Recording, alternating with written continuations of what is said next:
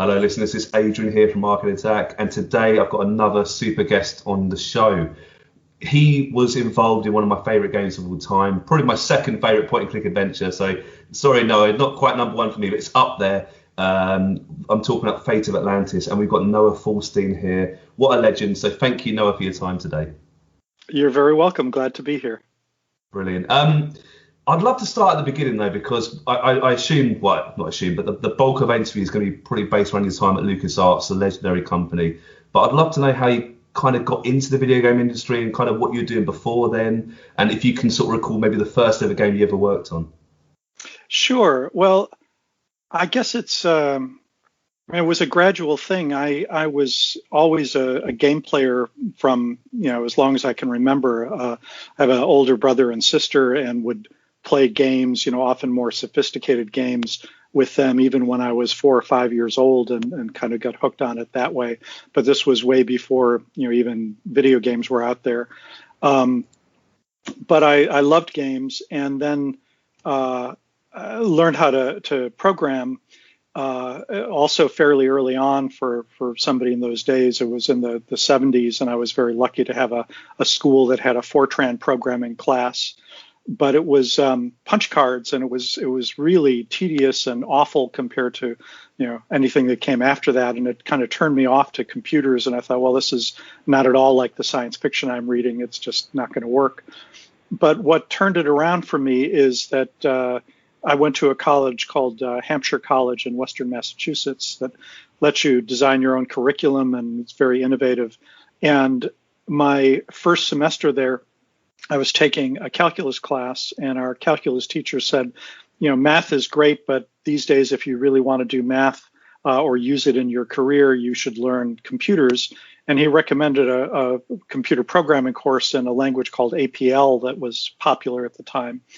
And the teacher for that basically introduced us to some Star Trek computer games on the mainframe there. And this was in 1975, so I kind of got hooked on playing computer games, and very quickly started rewriting some of the ones I didn't like. Basically I would find a game that was fun, but there were things that I thought would be better.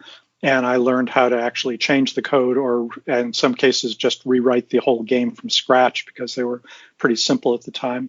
And that's really what got me going. My first professional job, though, was right after graduation from university there. It would have been early 1980. I got a job at Milton Bradley company. It was better known at the time for its jigsaw puzzles, but they had something that even to this day is still popular called Simon. It's just a little circular sort of flying saucer with 4 different colors, and plays a different tune each of the 4 quadrants you press. And in fact, it was featured in the Silicon Valley TV series pretty prominently, which tickled me. And Milton Bradley was my launching pad into professional game design, and just kind of kept on going from there. So it's been 40 years now, and haven't looked back. That's astonishing. I think I know it's MB Games. Is that right? Milton Bradley. Yeah. That's correct. And they've been bought by Hasbro subsequently, but I think they kept the label. That's great. So obviously, when I think of MB games, I think of the board games. Are you a fan of board games yourself, or absolutely. No, I've got a whole stack of them, and loved board games as a kid. I love the renaissance in games over the last 10 years that everyone's playing. Brilliant. I've got to ask then, because obviously you're working in that sort of industry already, but how did you get the chance to work at LucasArts? Right, I assume it was Lucasfilm Games back then. And you were one of the earliest members of the team, weren't you? Is that right?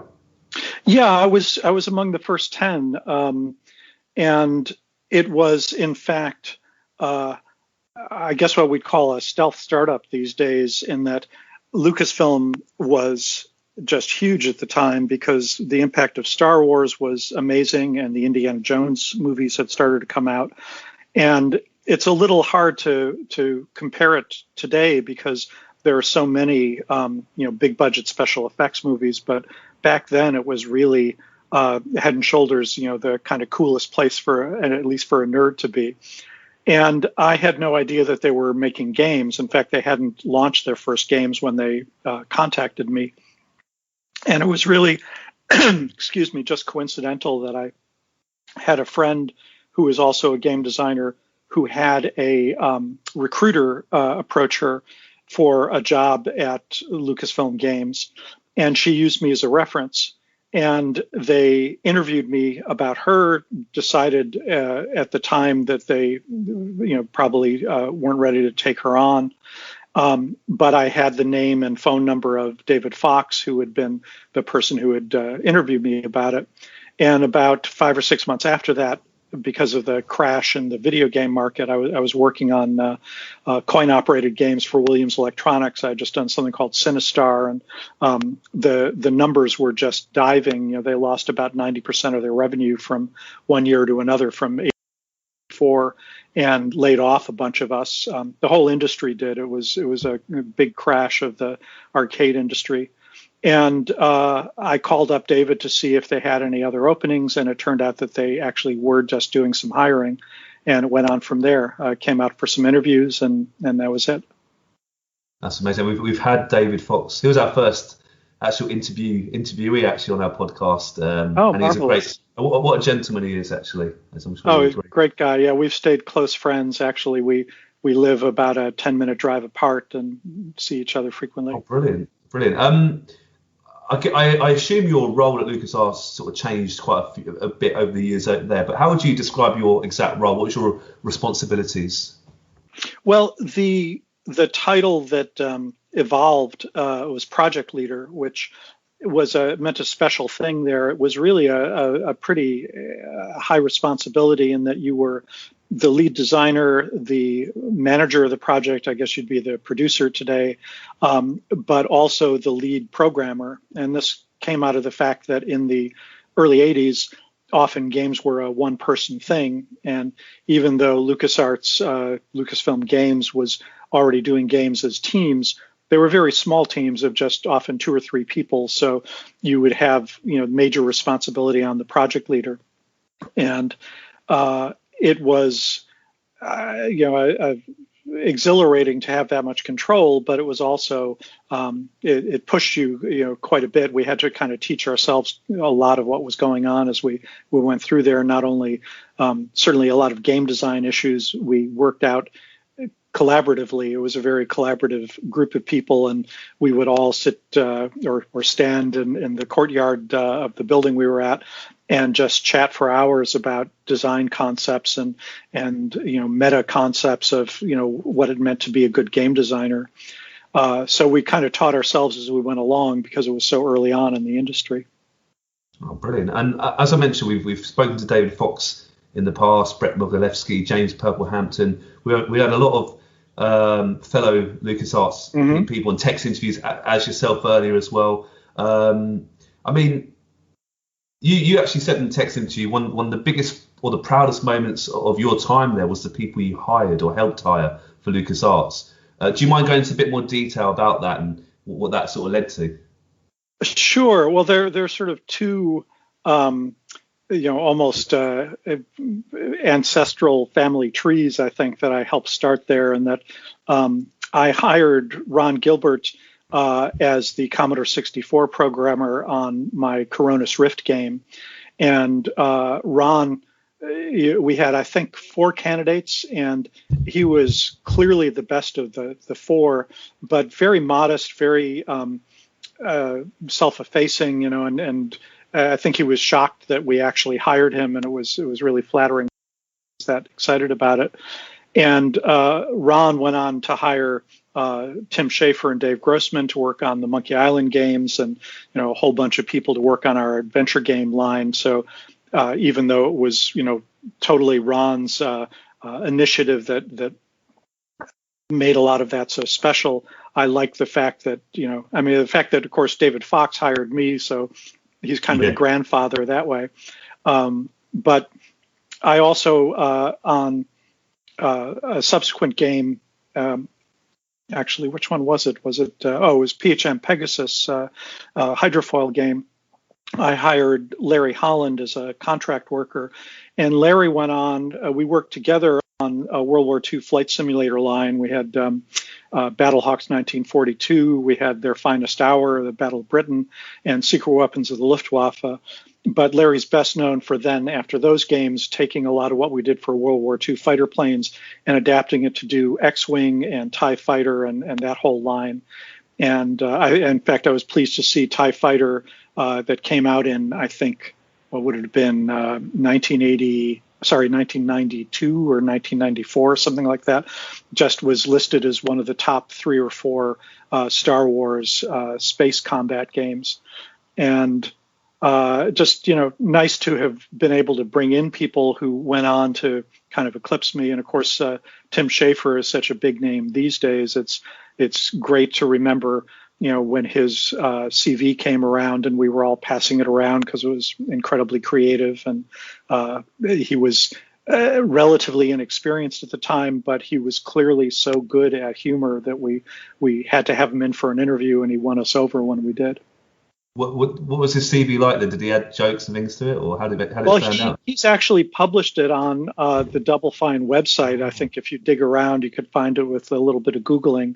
But he did a cartoon basically that showed him coming into interview and his, how excited he was. And if I remember correctly, it showed 2 endings of him being brokenhearted and desolate that he didn't get the job and on top of the world if he did. But it was in his characteristic sort of tongue-in-cheek, silly humor style that he's so good at. And it was so much the kind of humor that Ron was looking for the game he was working on that we, were persuaded. I mean, at that point, we had our proprietary language we were using to make the graphic adventures. And we had to teach people how to use that in the beginning. So nobody was coming in knowing how to do that. So there was a lot of instruction involved. And we figured that would work out. And it certainly did.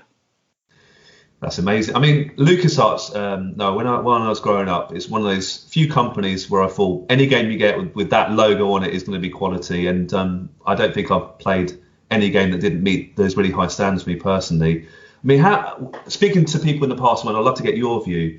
It had a special sort of feeling to it, the company. But what attributes do you think you needed in that company, maybe in the sort of really early days at least, to make it so successful? And at least, what's the magic ingredients in your view? I've wondered about that, and in fact, many of us are still close friends. I talked to people like David Fox, Ron Gilbert, Hal Barwood, Tim Schafer, Dave Grossman, all those people I've talked to within the last month or communicated with. And we didn't realize at the time how unusual it was that we had such a great group of people that fit in so well.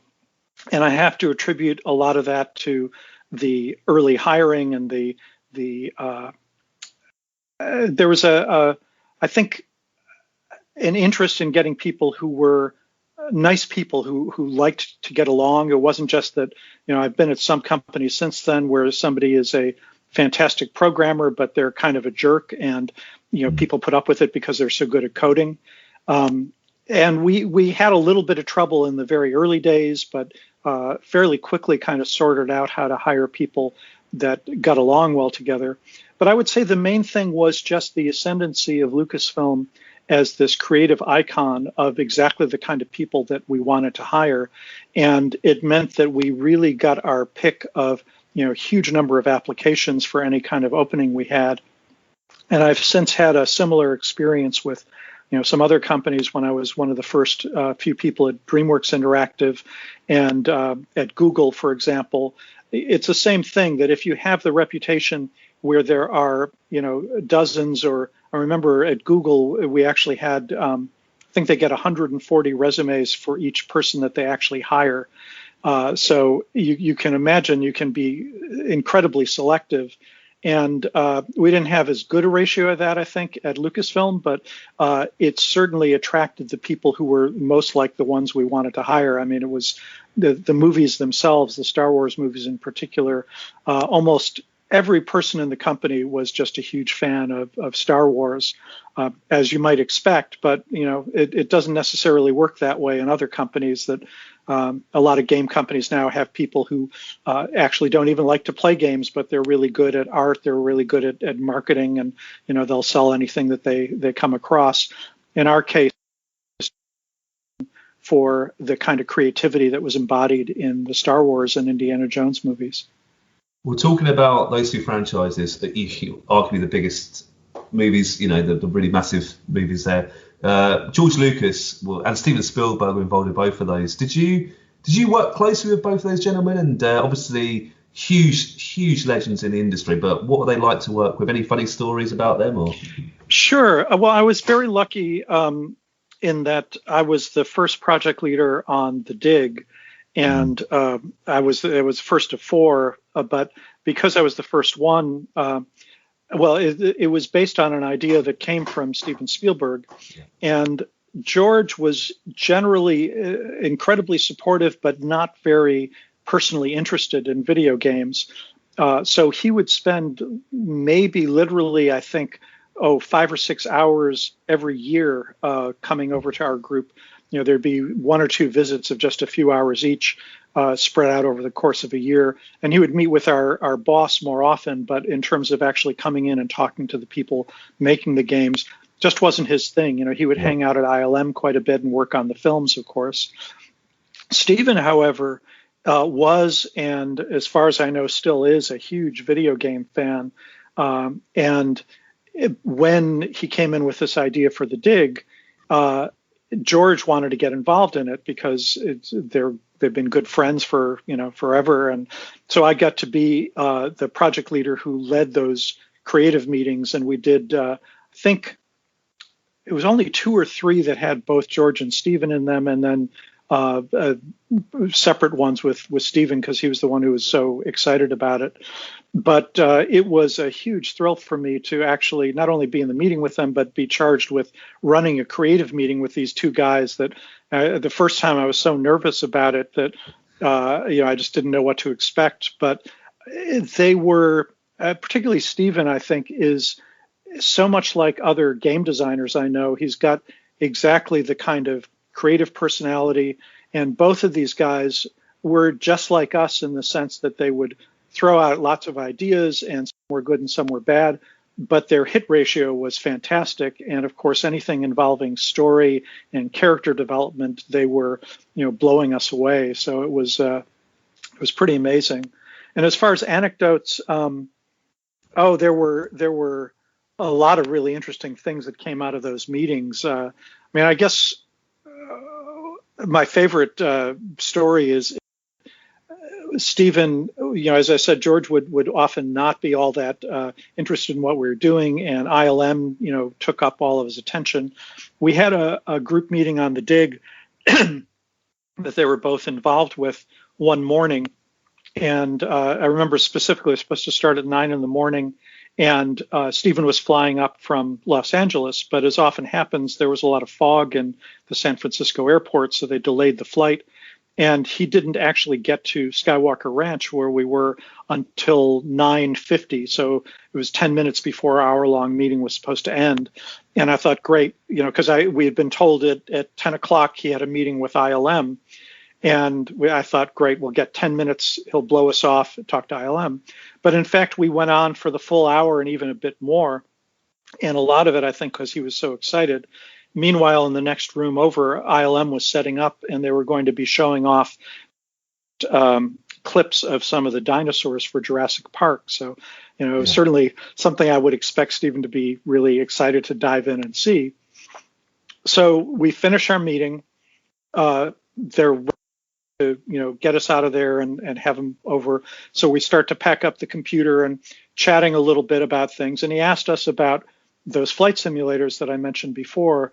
And I think it was probably our Battle of Britain game that was happening at the time. I don't recall which one it was, but he mentioned something about, how's that going? And I said, oh, well, we had a demo, but, of course, we ran out of time. And he said, oh, you have a demo? And I said, well, it's on the computer, but, we've already started. Could you set it up again? And behind him, I could see the head ILM guy. and he literally rolled his eyes. He's like, oh, God, not more delay. Yeah. But he had us set up the computer again, spent another 20 minutes delaying the ILM meeting so he could play the flight sim. And, that was such a high point for me to see that he loved our game so much to put all that stuff aside. That's incredible. That is a great story, isn't it? Oh, wow. Two amazing legends there. But yeah, Stephen, wow, proper gamer it sounds. We'll talk more about the dig later. No, if that's all right. I'm going to kind of go in chronological order, I think. But I've got to ask, actually, Monkey Island, I think it's just literally celebrated, I was about to say its 30th anniversary, the original Monkey Island game. Is it true that you were involved in the sword fighting mechanics, the infamous insult sword fighting? Is that a myth, or is there some truth in that? Oh, no, this is quite true. I mean, it's interesting because my memory of it, and I've talked to Ron and Tim and Dave about it, and one of the things we realize is that after 30 years, it's amazing how fuzzy a lot of the memories can get, and in some cases there have been things that I was sure happened or didn't happen that I was able to then look up and realize I was totally wrong. But I remember the key genesis moment for me on that was, and I've mentioned this story before, so it's in more detail for anybody who wants to search online. But ultimately, so what had happened is that Ron and David Fox and I had collaborated on Indiana Jones and the Last Crusade that came out before Monkey Island, and we had needed a boxing mechanic for that game, and I had been playing Sid Meier's Pirates game, and they had a pirate sword fighting mechanic where you could basically it was a 2D side scrolling thing, and you could stab high, medium, or low and move back and forth. And it was kind of a very simple fencing mechanic. And I thought, well, if we change that to fists, it would work for boxing. But I didn't tell Ron that I basically ripped off the idea when we built that in. And he's working on Monkey Island, and he came to me, and this is the part that I remember very clearly. He said, yeah, I had this insight that your boxing mechanic would work great for pirate sword fighting. So I thought I'd just replace the boxing gloves with swords. And I thought, oh, crap, I'm going to be found out because everyone's going to say it's derivative of pirates. So I confessed that to Ron. And here's where it gets a little fuzzy in that we and the rest of the team, I think, talked about alternatives. And I remember suggesting that in a lot of the movies that Ron had us watch leading up to it, and the Errol Flynn pirate movies from the 1930s, but also The Princess Bride is one of the major ones that had the kind of humor we were after. A lot of the fighting involved the people insulting each other, and there always were these scenes in the movies where the two of them would have their swords crossed and their faces inches apart, which is ridiculous, but it was a chance for them to kind of spit insults at each other from inches away. And it hit me that maybe that was the key to what we should do, and I suggested the basic mechanic. It developed quite a bit from there, and Orson Scott Card, the science fiction writer, actually came in and wrote some of the insults, and I believe he was the one that came up with the technique that we used in the game where the sword master has a totally different set of insults, a different set of rejoinders actually on the same insults, and that was something that I thought was a brilliant addition. But my memory is just from that pang of fear of being discovered as a plagiarist to realize that we had to come up with something different. So I'm confident that at least that germ of it was my idea. And we collaborated a lot, even though I wasn't a full member of the team. I'm on the credits for the first two Monkey Island games because our offices were all close together, and we would come over and take a look over each other's shoulders and make suggestions constantly. I'm one of the biggest fans of Monkey Island. I mean, you must reflect back. It's amazing, isn't it? 30 years. I can't believe it. Oh yeah, it's incredible, and it's amazing how alive it is in the minds of fans, including a lot of people who weren't even born when the game came out, but have fallen in love with it since then. And Last Crusade, you said, was made before Monkey Island. Is that right? So it's was it late 80s then? Is that correct? It came out the same year the movie did, 89. So, wow. In fact, Ron put Monkey Island aside in order to work together with David and I on The Last Crusade. I enjoy The Last Crusade. I think it's a good adventure game. Obviously, you know the hero already. I was always a fan of Indiana Jones. I would love to know how you actually went about making that game. Did you see the movie before, like test screenings of The Last Crusade? Were you given the script, or were you sort of just... How close is the game to the film, for example? Is it like... It's been a few years since I've played it, truthfully. So, well, first of all, I guess to answer the first part of your question, we were given the script with great warnings to keep it totally secret. That something that was a big deal at the time is that the title of The Last Crusade was made public early on, but the fact that he was after the Holy Grail was kept secret until the movie came out. And that in particular, we were told, absolutely it was a firing offense to just, give out any of that information. So we took it quite seriously. But around that time, at one point, I was talking to the head of licensing for Lucasfilm, and I mentioned something about how our games were starting to do better, and PHM Pegasus that I had done had broken records for us. I think we sold 250,000 copies, which was great in the mid 80s, but sort of silly now. And I thought, well, this is starting to, I guess we're starting to get some decent income stream. And he chuckled a bit, and I said, it's not that big. And he said, well, I don't want to burst your bubble, but we made more on just licensing pajamas with Star Wars characters than the entire games group made, in that previous year. And that really put us in our place. It was so as a consequence, even though we were making a game based on the movie, the people making the movie just saw the game as number 173 in their list of licensees. Maybe I'm exaggerating a bit, but it was definitely, we were very low on the list. So we had the script, we had a few still, but we didn't get to go on any of the production shoots. We didn't see any of the early clips. We did see the final film a few weeks before it came out in the theaters. And in fact, they did let the group of us, Ron, Dave, and I, to come down to Paramount Studios to see that for a very special screening. I think there were only 12 of us in the audience. And it was a shock to us because they had actually cut several important scenes out of the movie, several scenes that were important to our game. And it was too late for us to change the game at that point. But we had already positioned the game as following the action of the movie, but changing it here and there because we were stuck in that if it was exactly like the movie, you'd know the answer to all the puzzles and exactly how it would come out. If it differed too much, people would say, well, this is called The Last Crusade, but it's a totally different story. So we had to find our way to thread through something that often what we did was try and fill in the parts in the game that you missed in the movie. So, for example, in the movie, that Indy and his father rush through the Zeppelin and get on a biplane. And so we made a whole maze inside the Zeppelin that doesn't really exist in the movie. You just see literally a few seconds of them clambering around inside. And that's really the approach we took. But it was quite a shock for us to see that the scenes that we had included in the game, in some cases were cut from the movie, and we decided to turn it into a virtue and marketed the game as having, special scenes cut from the film. And, we just didn't point out that it was inadvertent that we'd been able to do that. That's brilliant. I have to ask, actually, I assume you're a fan of the films that before you started working on the games. Is that fair? And absolutely. Do you have a favorite Indiana Jones movie? Well, I would say, I think because of all the time we put into it, and I don't know how many times I watched it, The Last Crusade was probably my favorite one. And I thought the Sean Connery, Harrison Ford dynamic was fantastic.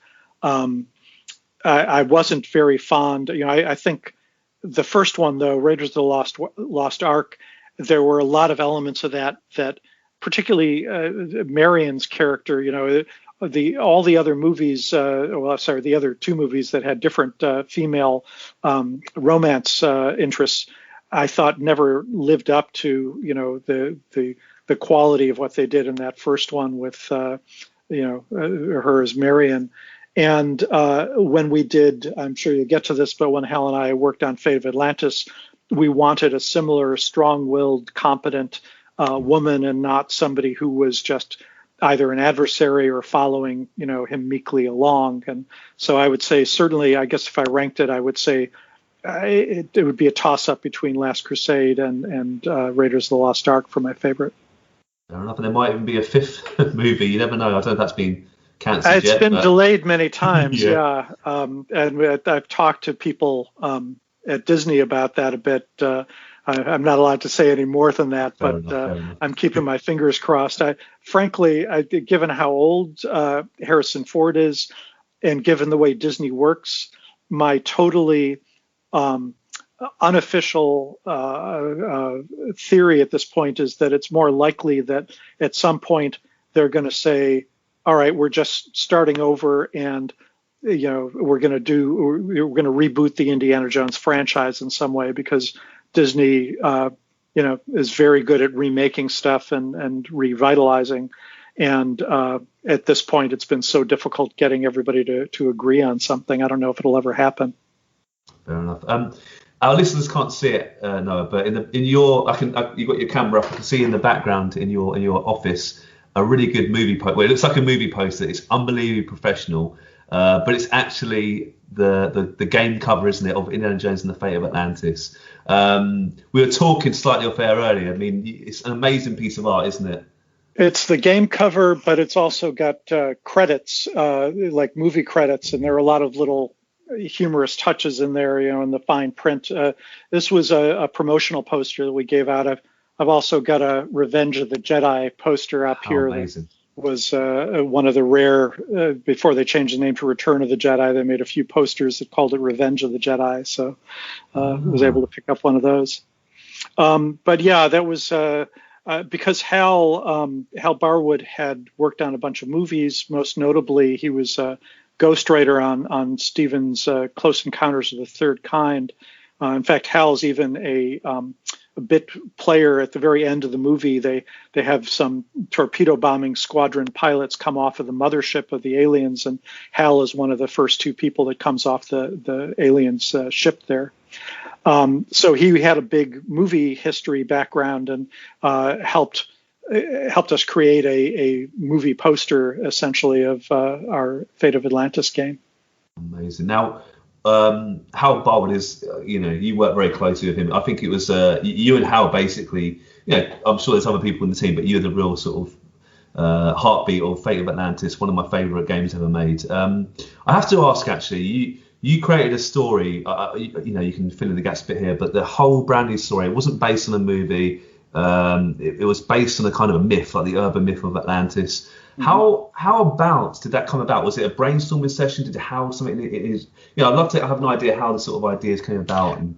Sure. Well, it evolved over a couple of months, I think. And originally, we were given really a lot of freedom to do almost whatever we wanted. And both George and Stephen, I should say, throughout the work we did, were always very open to us doing whatever we liked. Even with the Last Crusade and having it be based on the movie, we had been given, George had told us if we wanted to do something crazy with Indy or, have it divert from the story, to feel free. But they handed us, George gave us actually a script that Chris Columbus, the screenwriter, had done, that they had looked at but rejected for the third movie. And you can find it online now. At the time, it was super secret, but it's based on this Chinese myth of Sun Wukong, the Stone Monkey King. So if you look up Indiana Jones Monkey King script, I think it's pretty easy to find online. And we just really didn't like the script. I recently reread it, and in particular, I'll have to say that there's a kind of a comic character who's one of Indy's female students who follows him around throughout the full movie. And it's really pretty blatantly misogynistic that he sleeps with her. They make it clear that he basically has an affair with her, drops her, and then she follows him around for the rest of the movie, and he keeps spurning her and ridiculing her. And it's, at one point she spends 2 weeks in a barrel of bananas with nothing but bananas to eat to get, and it just, and that's really funny, and then she comes out and she's, you can only imagine what it would be like to be stuck in that. At any rate, we just said this is a terrible idea, and we're looking for what to do next. And of course, the names of the movies and the core of the movies usually is about whatever it is that Indiana Jones is going after, the MacGuffin in movie terms, because usually it doesn't matter too much what it is that he's getting. It's just that he has to have this really interesting, often mystical thing to look for. And so Hal and I went to the extensive library we had at Skywalker Ranch, poked around with a bunch of different myths and legends and that sort of thing, and narrowed it down to Excalibur and Atlantis. But what helped clinch it is that we found a book about Atlantis that showed an illustration of Atlantis as a city of concentric rings. And it was so game-like that we said, this is it. This is such a perfect idea. We need to make it about Atlantis and have it set inside this sort of concentric ring shape. It's a great game. I have to say. I replayed it again recently, and it holds up. I know you get asked this often, Noah, so that you don't have to go into too much depth, but the free pathway system was quite original at the time for a point-and-click adventure, which is usually quite a linear. You can argue, it's quite a linear story in that sort of settings from start to finish. But I love that idea. I'd love to. Was it your idea? Was it your brainchild? And how do you kind of reflect on it now? And do you have a personal favorite pathway? Yeah, of course. Well, it was my idea. It actually grew out of our work on The Last Crusade again, and that I had actually been pushing. I'm a strong believer in having games adapt themselves to the style of the person playing them. And Indiana Jones is such a multifaceted character that we wanted, for example, the action elements. In our adventure games, usually with point-and-click adventures, there's not a lot of reflex action or timing issues. But with Indiana Jones, so much, from the very first time you meet him, where he's snatching the idol and rolling under the door and getting his hat just as at the nick of time as the door comes down. We felt that having some kind of action timing puzzles would be fun, and we didn't integrate them very well, I think, in Last Crusade. We had some alternatives, but basically we didn't have the time or resources to do separate paths. But it was something that was in my mind because of that. And when it came to Fate of Atlantis, I really pushed for it. Hal was the project leader, so he actually built the bulk of the game, but we designed it together and worked on the story together. And I have to give him huge credit for sticking with the multipath idea, because it made the game much more complicated than if there had been a single path. But it certainly paid off, and we're all happy that it worked out that way.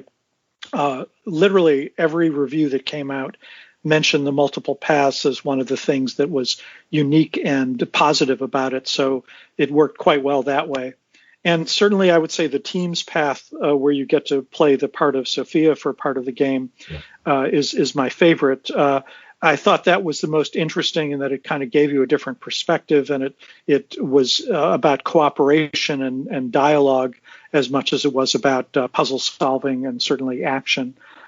So really that's the evolution of it. And I'll just say, I was just reading this morning that they're in the works on a remake of Westwood Studios' Blade Runner game that came out a few years later. Yeah. And Lou Castle, who was the lead on that, based a lot of the Blade Runner structure on Fate of Atlantis and took it a few steps farther, that if people get a chance to play the remade Blade Runner game, it has the same quality where you, based on the choices you make in the game, the story changes quite radically. And as I said, it's great to have a game that essentially reads your personality and adapts itself to fit the kind of gameplay that you prefer. I haven't played it myself, but I've heard very good things about the Blade Runner. Are you a fan of the game yourself then? Oh, it's great. Yeah. I mean, just I'm giving them a sales pitch there, but yeah, I think the core of the Blade Runner movies are the characters not knowing if they're a replicant or a human being. And in the game, you can actually, I shouldn't give anything away, but that's at the core of the multiple paths that they do.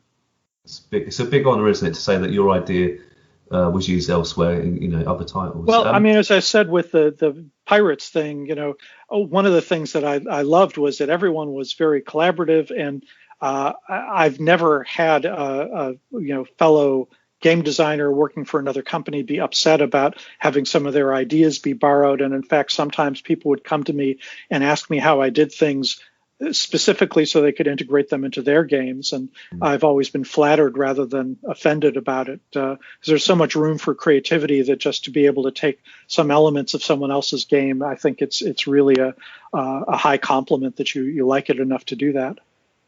Good stuff. Before we talk about the dig, which I'm really going to get into in a minute, was after the Fate of Atlantis, huge success. I assume it's one of the best sellers at the time for LucasArts. Did you ever kind of all-time bestseller for adventure games? Yeah, that's over incredible. 1 million units. There were some. I'm not sure whether Grim Fandango, but which came out almost 10 years later, I think, might have done better. And there's some argument as to exactly how you count the sales numbers, but certainly at its time, it was by far the biggest seller we ever had. That's amazing. I mean, you might be offended. You would assume it'd be a Monkey Island title, but no, Fate of Atlantis, wow, setting records. Well, I have to say today, in terms of popularity, I would say the Monkey Island series, at least, is certainly more popular, and particularly in Europe. We always sold better in Europe than we did in the U.S., sometimes by a huge factor. And even within Europe, Germany was the epicenter of that. And when any of us go to Germany, it's just a weird sensation that just like Jerry Lewis, who is sort of seen as a kind of a mild, funny comic in the U.S., was a huge god in France, or David Hasselhoff, is huge in the German-speaking regions. Our games, and Monkey Island in particular, is just legendary in Germany, and it's amazing to me how many Germans want to interview me about that. What do you know? Why do you think Europe likes that sort of genre? Well, there were a couple of reasons. Part of it was that we had a marketing head who later became our president for a while, Doug Glenn, who really believed in the European market. And the biggest innovation he had starting quite early on was that instead of going to one big house like US Gold or some of the others that did a lot of distribution in Europe and having them do all of the translations, they basically would have teams of people who would translate it into 8 or 10 different languages. He made individual deals with publishers in Spain and Germany and Italy and this sort of thing, and had them have their own local people who were native speakers of those languages do the translations. And often the other translations were a native English speaker who would learn French or German or whatever, and the quality wasn't as good from their viewpoints. And Boris Schneider, who actually did our German translations, he went on to become a VP at Microsoft, and he actually came back to work with Ron on the Thimbleweed Park game recently. He grew up in Germany and the US going back and forth as a teenager, and had a huge colloquial grasp of not just the languages, but also the humor of the times and the idioms. And I think our translations, same thing in Asia, we had Japanese and Korean translations that I think were much better than the kind of translation mill ones that came out. I love it. That's brilliant. All right, let's talk about the dig, because the dig is a game which I've completed very recently. It's probably the last LucasArts game I've just played and completed. I thought it was very good. But you were the first, I think it's the project leader of that game. Mm-hmm. But I think you're right. You said I think there's 4 project leaders in total. I mean that's unbelievable. Which the dig went through, I think, is it fair to say, production hell? Is that fair? Is that a bit harsh? Oh, absolutely. From our first meeting, actually, the meeting where it was announced that I'd lead the project happened during the 1989 Loma Prieta earthquake, the last biggest earthquake in the Bay Area that knocked down a part of a bridge and was on international news at the time. And that should have been a sign important. We were actually having a meeting, and it was announced that I'd work on the game. And I think maybe half an hour later, suddenly we were all diving under the table because the entire room was shaking. It took 6 years from that first meeting to when the game came out, which was extraordinary. It was certainly a record for LucasArts. There have been games like, I think, Duke Nukem Forever that have taken longer, and Blizzard's had some that have gone on. StarCraft 2 took forever to come out. But at the time, it was a record setter, I think, and absolutely for our company. And largely, I think, because Steven was pretty heavily involved. George and Steven, as I said, were in at the first meetings, and then Steven Spielberg stayed involved throughout the process because it was his original concept. And people loved getting close to him. I just recently ran across an email thread I had saved and printed out of my first few weeks on the project that give a sense of what was going on, where I was basically complaining to my boss that I had tried to set up the next meeting where both Steven Spielberg and George Lucas would show up, and my boss wanted to be there, and the head of marketing wanted to be there, and there were like 3 or 4 people above me in the chain that all said, "Oh, I want to be in on this meeting." And they were never in on any of the early creative meetings for our other games, but they wanted to be in the room with these guys and be able to, throw out their ideas too. But just talking to Stephen and George's minders who set up their schedules, I was already like 3 weeks out to find a slot where the two of them could work together. And Stephen was in LA, George was up in Northern California with us, so he had to fly up to do it. So I set something up, and it wasn't good with, I think, my boss or one of the other people. And it was one of those things where once I had it all set, then a week before the meeting, turned out that Stephen had some other commitment, and could we change it to 2 days later? It was like, oh my God, it was just, and so I basically said, look, if I'm going to have to do it this way, we're never going to even have our first meeting, much less get the game done. So they gave me, dispensation to be flexible with it at least. But ultimately, not just for me, but I've been friends with several people, people like Robin Hunicke or Clint Hocking, that have subsequently worked on Star Wars games or worked with Spielberg.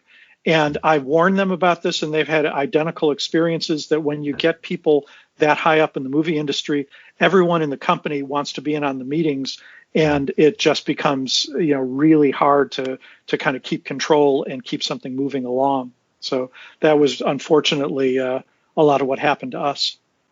Could I still ask though, what were your early ideas, and how far did it go before you sort of left the project? Was there? Yeah, well, we went reasonably far along. I had a very radical idea of trying to combine a role-playing game with our adventure game structure, and Steven's original idea was really exciting, but the technology at the time just didn't allow us to do it. His basic concept involved 2 competing teams of archaeological digs on a planet, an alien planet, finding old technology, and the element that he wanted to do that I thought was really brilliant was borrowing. He pitched it to us as Forbidden Planet meets Treasure of the Sierra Madre, because it's a cliche, but like so many movie people, when he would come to us with an idea, it would be one movie meets another. And that particular combination of these 2 old movies was actually a brilliant insight, in that Forbidden Planet involves finding an alien planet with this super powerful technology, but the people that made it died off, centuries ago. And Treasure of Sierra Madre was a Humphrey Bogart movie where they're digging for gold, but gradually everybody starts to mistrust everyone else as taking the gold for themselves, and fights break out and it all falls apart. And he said, what if you did that and brought them together and had 2 teams of archaeologists on this alien planet, and gradually they start to mistrust each other, and you're not sure if it's the alien technology or maybe the aliens themselves that are somehow influencing them. And that was the core idea. It was very simple and really intriguing.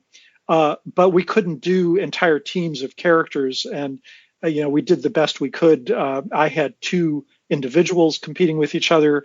Brian Moriarty, who was the second project leader and formed most of the ideas that you see in the final game. He, added extra characters and had them work against each other at one point or another.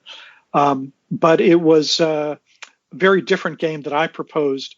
And I think I have to say, looking back at my early designs, we got several months into it. We had some puzzles wired up. We had a lot of artwork done.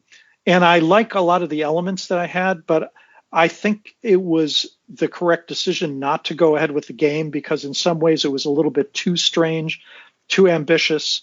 If I knew then what I know now about how difficult it was to, push stuff through with George and Stephen involved, I think I would have taken a simpler, more direct approach. But of course, that's how you learn is making those mistakes. And I was actually taken off the project so that I could be the producer I was a first producer on Day of the Tentacle that was just coming out because they were looking for some help on that.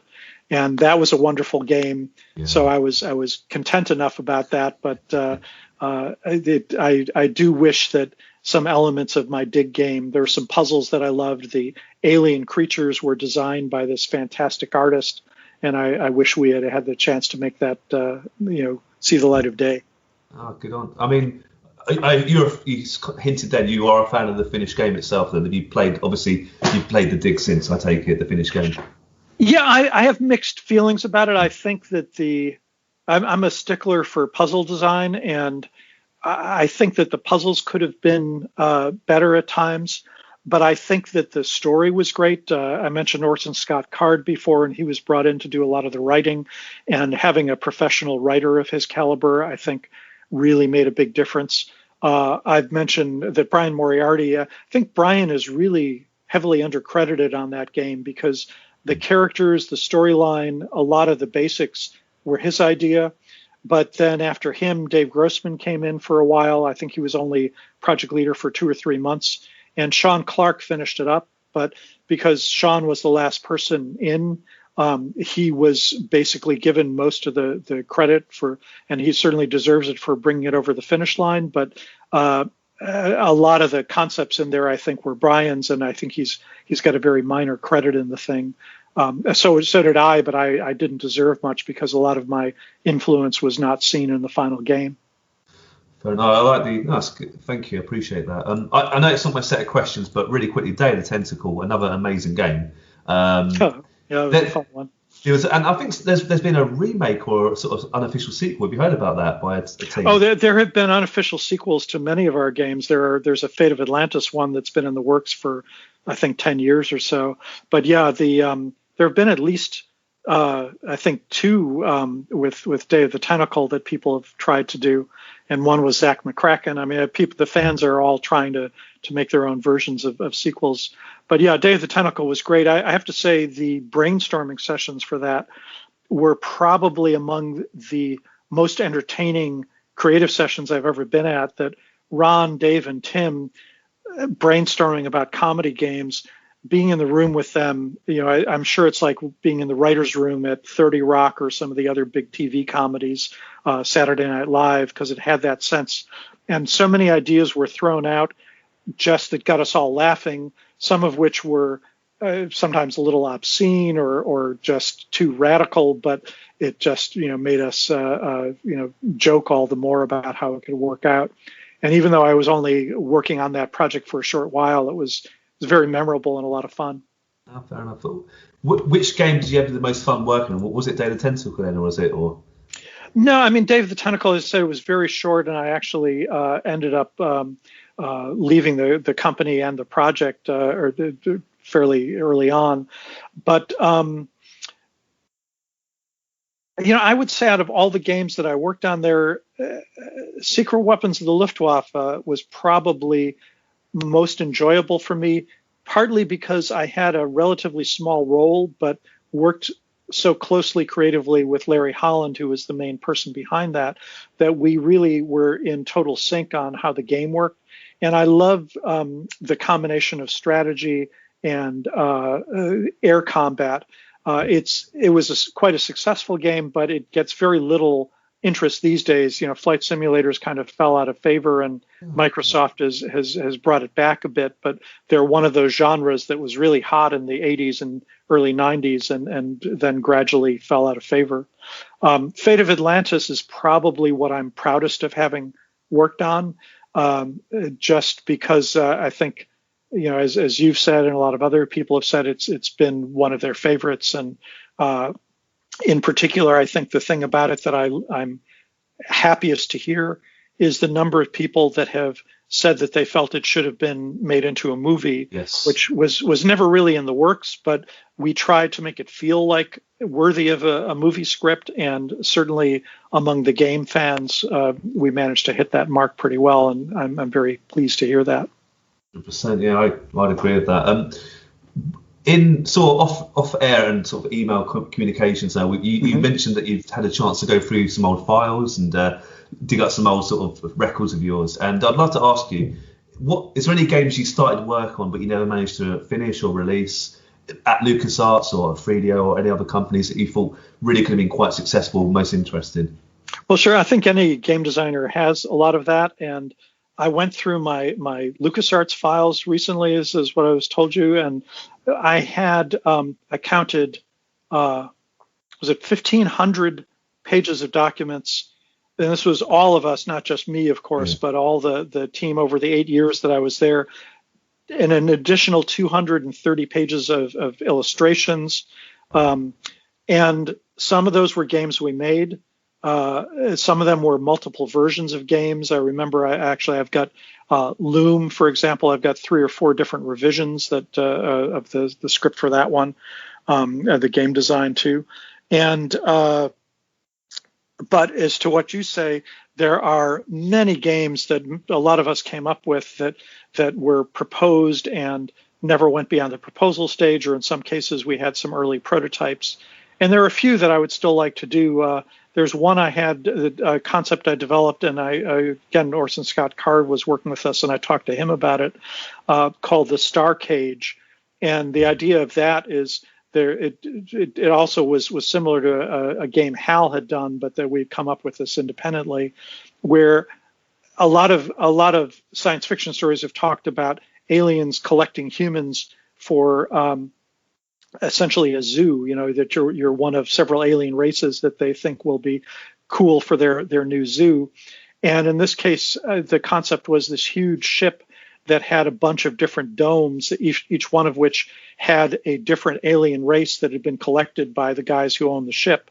And humans, you're one of the humans that gets collected and stuck in a little human dome. And you have to basically stage a revolt and meet with and team up with the other captive races to overthrow the guys who have kidnapped you and take you back to Earth. And I still think for an adventure game, it would have been a really fun thing. You get to meet a lot of different aliens.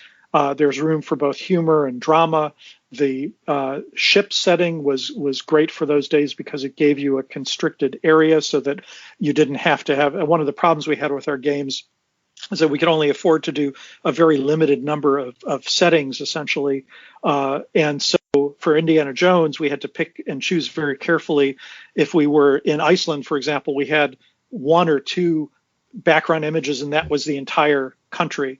And having an alien ship means that we could not only restrict it, but each dome could have certain similarities because they were all built by the same characters and could reuse the artwork and just dress it up a little differently.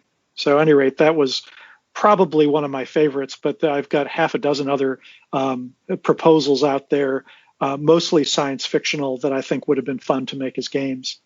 Oh, well, that does sound honestly really interesting. You never say never, no. Do you reckon there's still a chance that could come out? Hey, you never know. I get to recycle a lot of ideas that, certainly fragments of ideas and puzzles or concepts that I've worked into other games that I came out with later on. Good stuff. After LucasArts, correct me if I'm wrong, you worked at the 3DO company, is that right?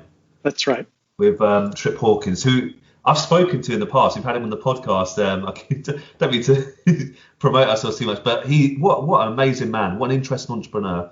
He was very humble on the podcast, actually. He spoke how he had a lot of highs and some quite big lows. But the 3DO company, the 3DO itself, the console is absolutely astonishing, almost ahead of its time. But how exactly did you get a chance to work with Trip in the 3DO, and what was your exact role, if you don't mind me asking?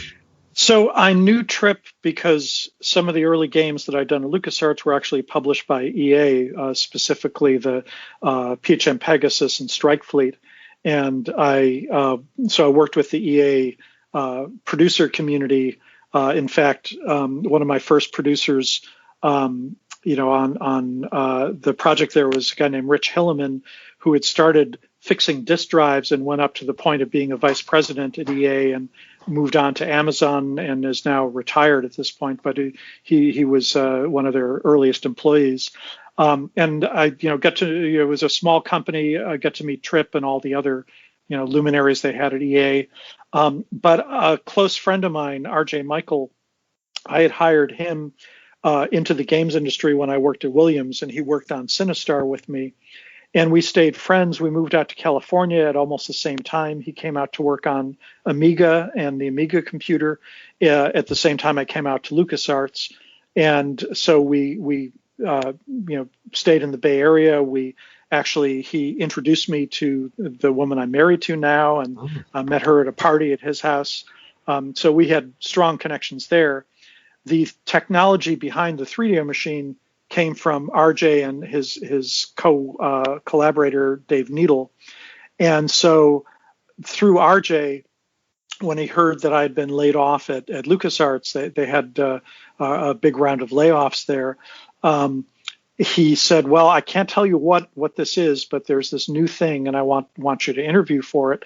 And without having any idea of what it was, I just came out, and I knew that he told me that the Trip was involved, and I came to meet with Trip. And he brought me in as employee number 9 at what was then called SMSG, which stood for San Mateo Software Group, because they didn't want to give away anything about what they were working on. So that was how I got into it. And, RJ worked on the hardware. I ended up working, on the software. And, we in fact, I remember came up with the name 3DO, well into it, probably 6 months into the time I was there before we even knew what it was going to be called. Brilliant. And that's great, actually. And why do you think the 3DO never really sort of became a huge success? Oh, it was very simple. Trip was trying a very daring and very, very ambitious business strategy up until that point, and in fact, subsequently, the game consoles have been made by a big company. These days it's Sony and Microsoft, and then we had Nintendo and Sega, among them. And they sell the hardware at a loss and make up for it because they also own the rights to all the software, and they get a lot of money for each bit of software.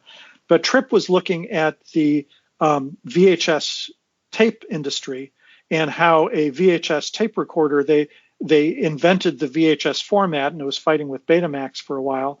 But it wasn't a VHS company, and it wasn't just, say, Samsung or Panasonic that made it.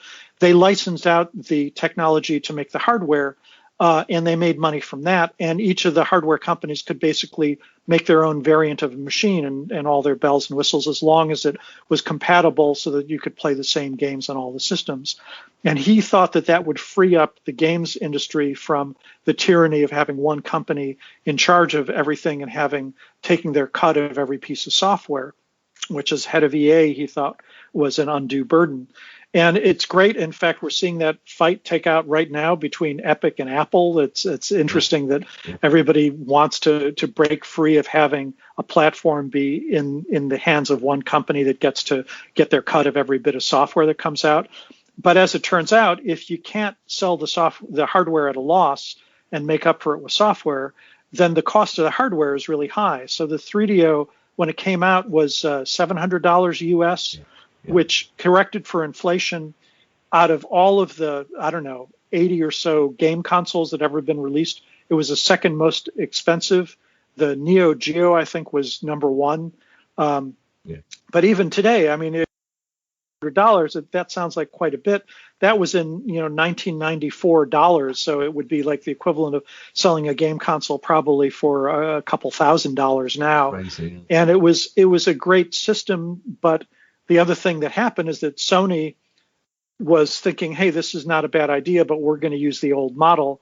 And they came out with the first PlayStation about a year after the 3DO, and it cost $200 or $300 less, and that was it. That pretty much for the first year, actually 3DO did extremely well, and it was before the whole .com boom, and it was great to see the stock go out on the market when the company went public. And in the first day, it went up like 50%, and we were all thinking we're all going to be rich.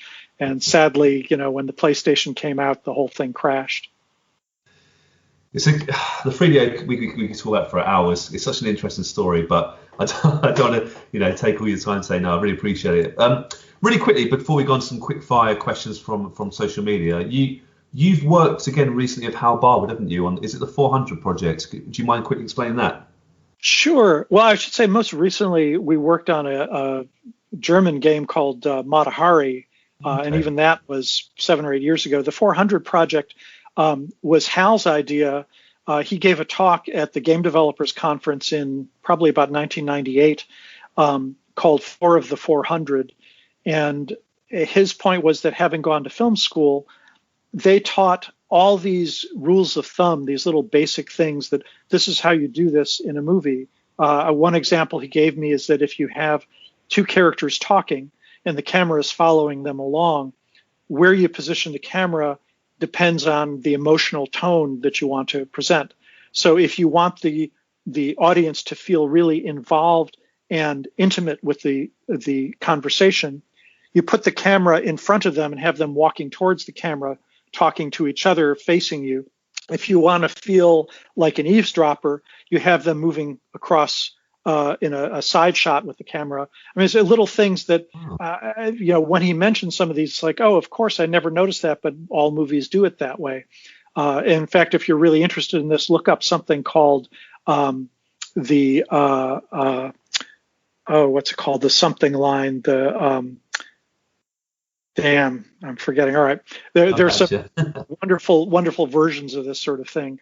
The stage line in movies. Anyway, he said there must be these things for games.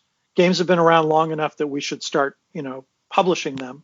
And so he came up with, he said arbitrarily, there's probably hundreds of these, and he had 4 of them, so he called it 4 of the 400. And I came to him after that. I said, well, this is really fascinating.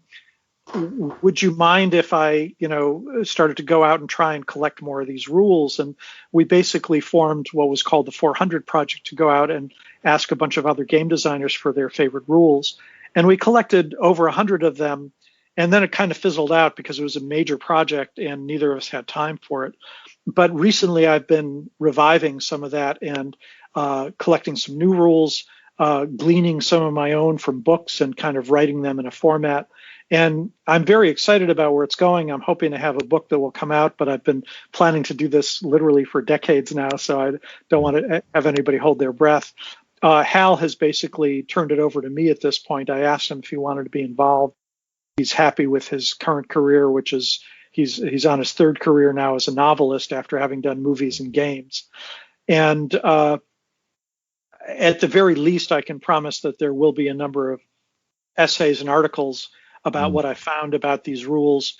And what's really interesting to me is that when I started to look at all these haphazard rules that we got from, a couple dozen different people, patterns started to emerge. And it's the patterns of how rules group together that I think is the most exciting thing. And that's, I'll leave it at that for now, because that's at the heart of what I want to write about. Could you share one rule with us, or is it all still tight-lipped? Oh, no. The rules are actually out there. Hal has the best version on his website, I think. If you search Google the 400 Project, that's the first thing that comes up. Well, one of my favorite ones that I think is a fairly obvious but a solid one is to have clear short-term goals. So always give the player something to do in the next minute or two that's very obvious for them, something so that they're not stuck thinking, I don't know where to go, I don't know what to do. Well, I can at least collect some more of these gems and forge whatever, or I can go out and fight these giant rats, or whatever it is. Another Another one that I think is an interesting one. I was just working on the chapter about this is it says emphasize exploration and discovery, and it talks about how, then when you think about it deeper, there's a human desire to find new things and to always be discovering some new things. And if you look at that deeper, you realize that almost every game, the point at which you stop playing is when it feels like there's nothing new to discover, nothing new to uncover, whether it's new areas in the game or new features, new skill sets, new objects. When you think you've kind of run out of all of those things, that's when you tend to lose interest and move on. So emphasizing exploration and discovery in its larger sense, it's a good basic rule. Really interesting. No, I've never really thought about that, but thank you. Right, sure. Before we get through those quick fire questions, what projects, and are you still in the games industry now? What projects are you involved in right now? Oh, very much so. Well, I'm working with half a dozen different companies now as a freelancer, which is really what I prefer to do these days. For quite a few years, except for a chunk of time I spent at Google, I've been freelancing. Most of my clients are in the overlap of games and health, and they're doing everything from making games to train physicians, to actually get continuing medical education credits from playing games. One of my favorite clients is Achille, that just this summer got the first ever FDA clearance for a video game to treat a disease directly. In other words, you play the game and it helps, in this case, ADHD. You play it over the course of treatment. Doctors can now prescribe this specific video game to treat ADHD in teenagers, and they're starting to do that. Another client is doing pain remediation through a game, so that instead of using drugs and opioids, there's a game and a little electronic gadget associated with it that teaches you how to control your own perception of pain. A whole range of those things. And one non-medical project, company called Adventure Lab, that's doing hosted VR escape rooms that I think is just brilliant. It's the kind of escape rooms we've been doing in person before the coronavirus, but you can online, either through VR or through a browser, team up with other friends of yours and enter into this game universe that not only is a set of puzzles, but there's a host in there who plays the part of different characters. And this was started by a couple of ex-Pixar people. So it's a wonderful story-oriented game project that's in its early stages. That's absolutely incredible. You've got a website now, isn't it? Where's the best place to find out this out? Is it your website, for example?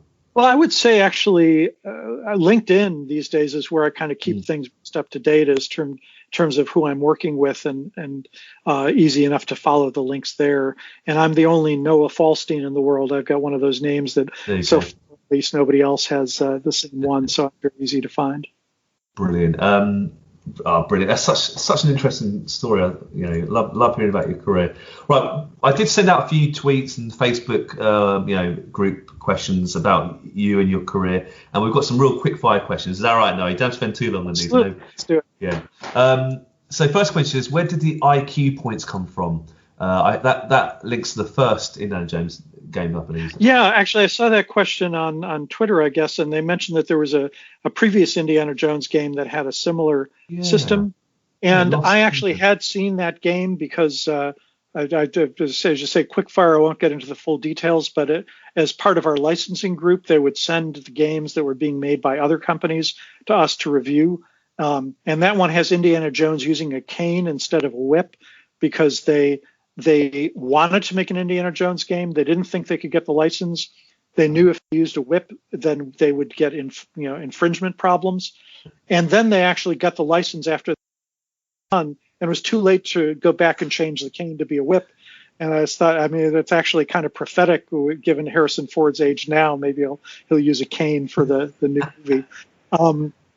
But at any rate, no, it was that game wasn't the inspiration. It was more some other, what was it? There was another, not an adventure game, but I think an educational game that had you tick off what you had accomplished.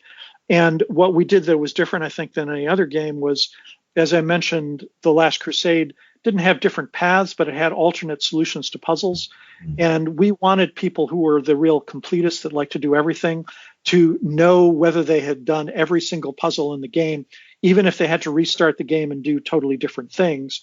And the IQ points, called Indie Quotient, were our way of doing that. And it worked so well in appeasing those completists that we also incorporated it into Fate of Atlantis.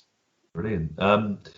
I don't know if you know this, actually, no, but do you know where the art for Fate of Atlantis and the Dig, was it background pictures painted and then scanned onto a computer, or was it done straight from the PC or Mac?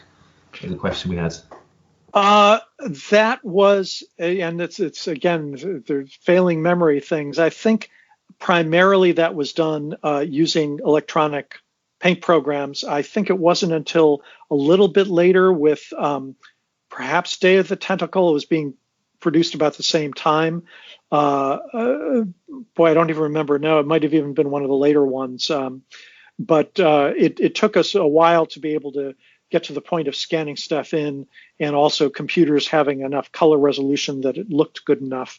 We were experimenting with it at that time, so that's why I don't recall exactly. But most of our art was still being done using, I think, Deluxe Paint, which came from Electronic Arts at the time. Of course, yeah. Who, out of all the people working at LucasArts and Lucasfilms, came up with most of the puzzles, and how much brainstorming was done before they were passed over to the programmers to actually be done? Well, as I've said, actually, a lot of times the programmers and the designers, were the same people. Mm-hmm. And there's no one person. The project leaders that I've mentioned, we would all brainstorm a lot together. Out of everybody at the company, Ron Gilbert and David Fox were the two that I worked with more than any of the others. But I shared an office with Brian Moriarty when he was working on Loom, and we talked a lot. In fact, Loom was in some ways based on one of my other game ideas that never got made. Very loosely, it was all Brian's thing, but the initial concept was something that was sparked by one of mine. And Chip Morningstar, who is not as well known, but he helped us create the SCUM system that does all of the underlying programming behind our adventure games for many years. And he also worked on something called Habitat, that was the very first multiplayer graphic MMO that we launched, in only very limited release. At any rate, I collaborated with, we all collaborated with each other. Many of us, as I've said, have stayed very close friends and worked together on many other projects since then.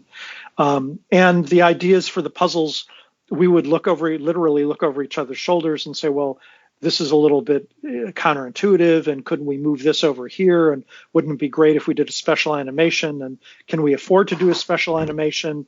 Can we reuse one of the other animations for a different puzzle so that it looks good here, but we don't have to use the space on the disk to store it? All that kind of stuff was going back and forth. And often the technical issues and the budget issues were equally important as to the puzzling, which is kind of true today, but you don't have to cram stuff into these machines that fit, just literally, such a small number of bytes of data. So it's a lot easier now to add stuff in these days. Fair dues. Was there any puzzles that you maybe came up with or ideas that you wanted to put into any of your games at LucasArts that you just didn't, maybe it's too complicated or not enough time? Or... Yeah, actually, I alluded to this with the Dig. We had a puzzle. They're set in a city, this ancient abandoned alien city high up in the mountains where there was volcanic activity. And much like Iceland, as a matter of fact, you had snow-covered volcanoes that had occasional eruptions that would melt the snow and lava. And there was a puzzle, a rather complex puzzle that I was very proud of that involved a pool. You have to fill a pool with water, or fill a cavern with water, and then dam it up and stop the hot water from flowing in and let it cool off, and it freezes. And now you can walk across it. But then you actually had to restart the hot water and melt it again and drain the water. I mean, it was many different steps, but each step I thought was very logical. And it was only based on the intuition you have about, hot water will melt ice, regular water will freeze in freezing temperatures, blocking something will keep it from draining. All of this was just very common sense stuff, but you had to discover all the different pieces And I still think it would have been a great adventure game puzzle that maybe could be fit into some other game at some point. But of course, adventure games are certainly not in the mainstream like they used to be. No, sadly not. You kind of answered this question a bit earlier, but was there even the slightest rumblings after the success of Fate of Atlantis that it possibly could be made into the fourth Indiana Jones film? I know we've got the fourth now, but only in the minds of fans. It was really amusing for us to see as games were released the speculation online. It was after the internet, but before the World Wide Web. So we would get a lot of this from magazines, and some of it would show up in the online discussion groups that were out there. And there were all sorts of crazy ideas and people saying, "Oh, I have heard that Steven Spielberg is in the works on a script on it." And we knew there was nothing of the kind. But as I said, we were flattered that people thought it was close enough to that they made that mistake. And a lot of it came from Hal's experience. He wrote, I think, co-wrote 6 or 8 screenplays that were made into movies. He was very good at writing, dialogue and scenes that felt like real movies, because that's professionally what he did. And I think it fooled a lot of people into thinking that that's where we were. I'd still love to see it. Personally, I think it would make a great film. You don't have to answer this question if you don't really want to know, but was there anything you would change to your work if you go back in time? Any of the games you think, well, actually, I'm not happy about that? Or... The simple answer is huge amounts of stuff. I think any creative person looking back at their old stuff sees, I've learned so much since then, 30 years ago. Some of the games I worked on, Coronis Rift, the first one I did at Lucasfilm, a lot of stuff about that I'm proud of. A lot of things I'm horrified that, that could have been one of the first-person shooters of its time, years before Doom, if we had just changed a few elements, and instead we focused on stuff that I thought was a lot of fun, but in retrospect was a terrible decision.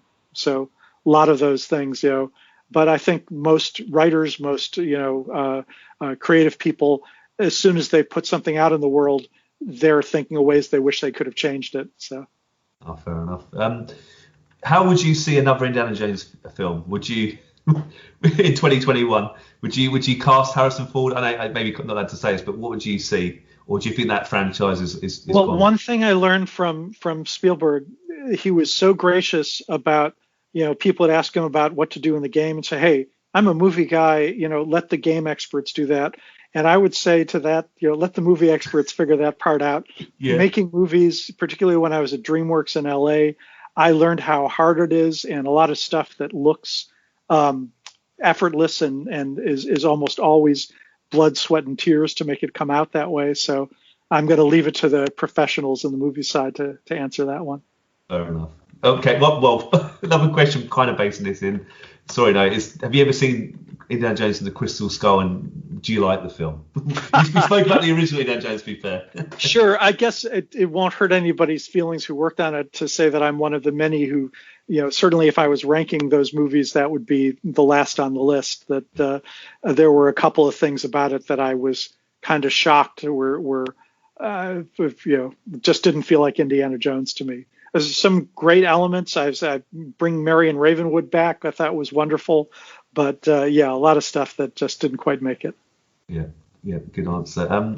If you could make a game today and money or intellectual property were no obstacle, what type of game would you make? I mean, would you bring back Indiana Jones again in a sort of event? That's an interesting thing. That touches on, I think, a popular misconception that what everybody really wants to do is have unlimited money, unlimited, time, and do whatever they want. And all of the best creative work I've done has been when I've been constrained, sometimes tightly constrained. The Last Crusade game, we were under the gun to try and have it come out when the movie came out. And it would have, if we had hit that, it would have broken all records. And as it was, it only took about 9 months from start to finish to get that game out the door, which was probably the shortest of every one of our adventure games. And because of the pressure, I think a lot of the parts of that game that I really like were formed because we just had to be as resourceful as we could to figure out how to make it work. So the reality is, it's daunting for me to be given unlimited. I have a few sort of pet ideas, pet projects, but if it was a really unlimited budget, then I'd just be second guessing myself of, well, what if I made it even bigger? And well, could I even finish it if I made it bigger? And would it really be any better if it was bigger that way? Or how could I better invest the money? And, it becomes, the lessons I had about bringing in people like, George and Stephen to a project and how it actually made the game take that much longer would make me worry about bringing in the very best people to work on an unlimited budget title. And I'm sure that's even the people that they don't have unlimited budget, but games now cost as much as $100 million, which certainly feels that way compared to what I was working with 30 years ago. And yet I'm sure they're very constrained by what they have to do. Yeah, no, fair enough. Do you feel that it says here there's an idea that games have lost a lot of story with the advance of technology, and maybe the older games had better narrative than the games today, and possibly a bit more difficult as well? Do you think that's true? Do you think are you a modern game fan yourself, or do you think it's lost something recently? I'm a fan of a lot of the stuff that's being done, particularly the indie experimental games are pretty fascinating. I think storytelling in games is as strong now as it's ever been. Maybe I certainly agree that games were harder then, and it was actually dictated by the players who would say they wanted 20 to 40 hours of gameplay for their single purchase of a game. We experimented. Loom was a very distinct experiment to make a simpler, more accessible game that today might even be considered a casual game. And if it were released, just a few years ago, excuse me, I think Loom could have been a huge hit. We had people who absolutely loved it because they could finish it in 3 or 4 hours.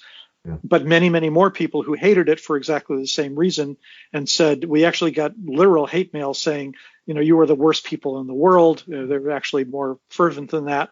I spent $40 on this game and finished it in 5 hours. You suck. And wow. It was really sad because we had other people, a grandmother in Las Vegas, I remember, who wrote in and said, this was delightful. I've never played these video games before, but it was much less challenging than I expected. And I enjoyed the whole experience. That was what we were aiming at, but there weren't that many grandmothers playing games in 1989. So games have definitely gotten easier, and I think it's a good thing. Even the hard games have easy modes now, and people like to be able to finish a game in certainly 4 or 5 hours, if not faster. But storytelling, I think maybe what was different is that in those days, the technology was so limited that we felt, that we had to put sometimes more effort and energy into the stories. Yeah. And certainly Lucasfilm, we felt a burden to be good storytellers because we had all come into the company wanting to do that. And Sierra Games, that was our biggest rival, particularly in the US, we often felt they had some games that had great stories, but a lot that felt like recycled Disney movies or, we felt that we were raising the bar there. And I think some of our success in Europe over Sierra was due to having deeper stories, whereas some of their success in the U.S. I think was based on having better marketing and a better customer rapport that they built up early on. Oh, great, very interesting answer. I really like this question actually, and I'd love to get your point of view. And I think you even said this is a question that really got you thinking, Noah. Are there any plans, or just some ideas of taking indie or any other sort of character, maybe Guybrush Threepwood, from the point-and-click adventure to virtual reality, so VR? It would allow the player to actually become the actual hero, so Guybrush or Indy himself or herself. I mean, what do you think of that? How crazy would that be? As I've mentioned, I've been working with a VR, company, and it has really opened my eyes to the potential for VR. What's interesting, though, is that my first instinct would not necessarily let you play that main character, or at least not all the time. Much like with the Team's Path and Fate of Atlantis, sometimes I think it's interesting to be Indy's, collaborator or even adversary. It would be there are a lot of different ways that you could play that. But what I've learned about virtual reality, and what I've also learned from my work on the medical side of things, is that I believe VR affects your brain in a much deeper way than almost any other, in fact, not almost, but any other medium we have been able to come up with, in terms of tricking your brain into thinking you're actually in the situation that is depicted in VR. And as the quality of the VR headsets goes up, that's only getting better. It's part of the secret of why VR games are able to work with people's emotions. There are a lot of VR treatments for post-traumatic stress disorder, for example, because VR is incredibly good at evoking deep emotional responses, particularly, to get a little technical, with the amygdala that's buried deep in your brain, that is the focus of anger, of fear, of arousal, in the sense of being excited or happy about things. It's one of the deepest parts of our brain that's present in lizards and other animals. And I think we will see in the future that VR is activating that more strongly than any kind of movies or books have been able to. And for those reasons, I think VR is both a powerful tool and something we're going to have to be careful with using. But I'd love to do some of these games in VR with a big budget that would allow us. I think to some extent we've already seen it with the Vader game on that ILM XLab did, Vader Immortal. That's a VR game that lets you play Darth Vader, and as in that case, playing the bad guy, or in his case, somebody who's both a bad guy and a good guy, that can be more interesting than just playing the hero, I think. So, we'll see. I mean, it might be really interesting to play an Indiana Jones game where you are all of the dangers that Indiana goes through. There's one point where you're a boulder that tries to roll over him, and you're another one where you're a snake that's going after him. Mm-hmm. But we'll see. I'm sure that people would also want to be Indiana Jones, and the VR controller. And we had some actual bullwhips that had been used, same ones that have been used in the movie, and we would learn how to whip with those as a kind of a pastime at Skywalker Ranch. It's really hard to use a whip well, and the VR controllers would be excellent for trying to get exactly the right motion down and simulating the mechanics of a whip perfectly. That'd be incredible. That's what a great answer. And I learned some stuff there. No, I'll be honest. I'd love to see it if it could ever happen. I'm assuming, I'm happy to be corrected, the next two answers for the next two questions are going to come down to money. But why do you think point and click adventures they're still being made in the scene these days, but most big budget studios won't go near that particular genre? Why do you think that's the case? It does come down to money. It's interesting. There have been a lot of, first of all, adventure games are dead is something that's been coming up, over and over again since the mid 80s at least.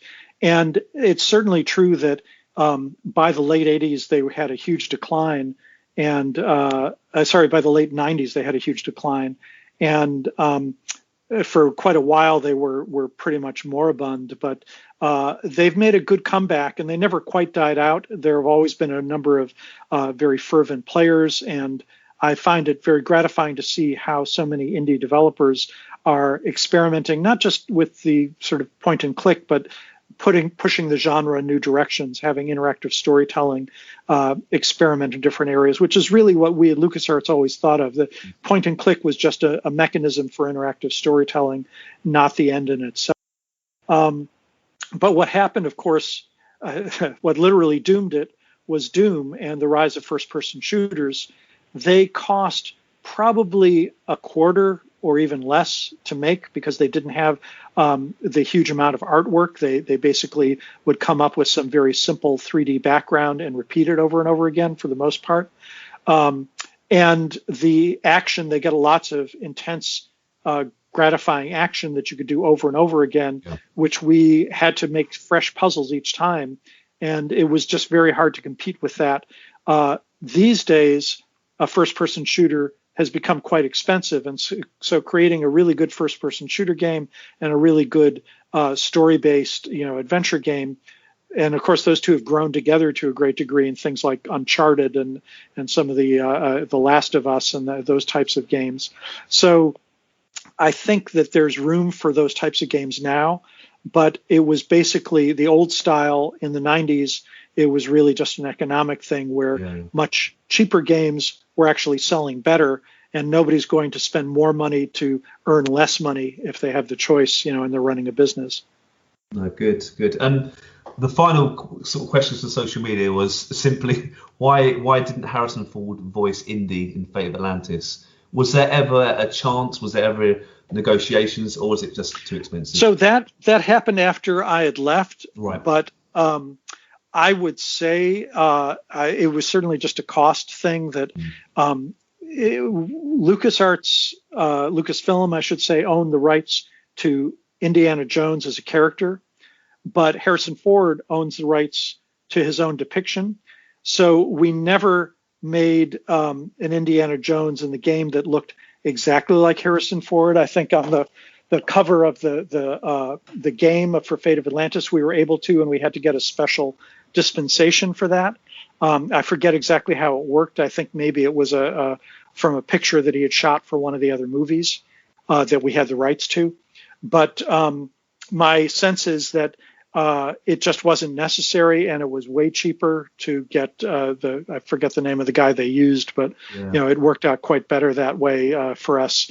And I subsequently worked on a game at DreamWorks called Chaos Island that was based on The Lost World, and we got the entire cast of The Lost World, Jeff Goldblum and Vince Vaughn and even Richard Attenborough, who's obviously a huge name, all to work on it. But that was all because Spielberg had directed the movie, and as a personal favor, he appealed to them to do it at scale. And I don't think we would have had the clout to do that with any of the other games. I actually think the voice acting in Fate of Atlantis was top notch. By the way, I don't think Harrison Ford would have been good, but I forget his name now. But I think the person that did Indiana Jones done a stellar job, truthfully. Look, no, I've really, really, really enjoyed this interview. It's been so interesting. I've got two sort of final, sort of funny questions, wacky questions. Okay, sure. But it's been such an honour, so really do appreciate it. Before I say goodbye, then, so first question: if you could live in any of the video games you've ever worked on for one day, which game would you choose and why? Actually living in those games, that would be, in some cases, pretty scary. And it's a tough one. I would say as long as I could be in the background, I think I'd enjoy being in the Scum Bar in Monkey Island and just sort of watching what was going on there, because that certainly felt more like kind of being in Disney's Pirates of the Caribbean, than anything else. And as long as I didn't have to drink the grog, because the ingredients of that are a bit suspect, I think that'd probably be my best choice. Yeah, you could have a badge, couldn't you, as well? Ask me about Fate of Atlantis. There we go. That would be my role. And I think actually the next question, you could literally have the same answer, really. But if you've answered this in our text into Tribute, but if you could share a few drinks with any video game character, could be any character that you haven't worked on, obviously, as well. Who would you choose and why? Yeah, that's a tougher one. I mean, because if I just go beyond the characters that I've worked on myself, it's such a huge range out there.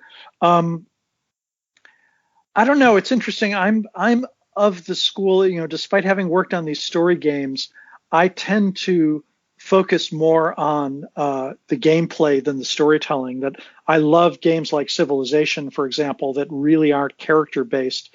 So if it really comes down to it, I guess sorry to be ducking out of this, but I cannot come up with a single character who I think that I would actually just enjoy hanging out with for their own sake. Even the Monkey Island ones, it's more fun to watch what happens to them, I think, than to usually actually the people around them, often can meet rather unpleasant ends or have a rough time of it. but that's the best I can do for you. Sorry. And I want to say this has been a lot of fun as well. Oh, thank you. Look, it's been such a pleasure and it's a real honour. I wish you all the luck in your future projects. Noah, keep us up to date. And I know our listeners are going to love it. So thank you so much. Thank you very much. Pleasure talking to you. Thanks for listening to today's podcast. We really hope you enjoyed it. If you want to get in touch regarding this week's episode or anything else, you can tweet us at Arcade Attack UK, at Keith Barlow 82 and at arcade_Adriano. We're also on Facebook at facebook.com/arcadeattackuk. Please check out our website at arcadeattack.co.uk for lots of retro gaming goodness, interviews, reviews, features, top 10s, etc. And you can also find all our previous podcasts there. Our podcasts are available to stream from the website and are available to download for free from Stitcher, Podbean and iTunes, where you can also leave us a review and a rating, which we would really, really appreciate. So until next time, take care and we'll speak to you soon.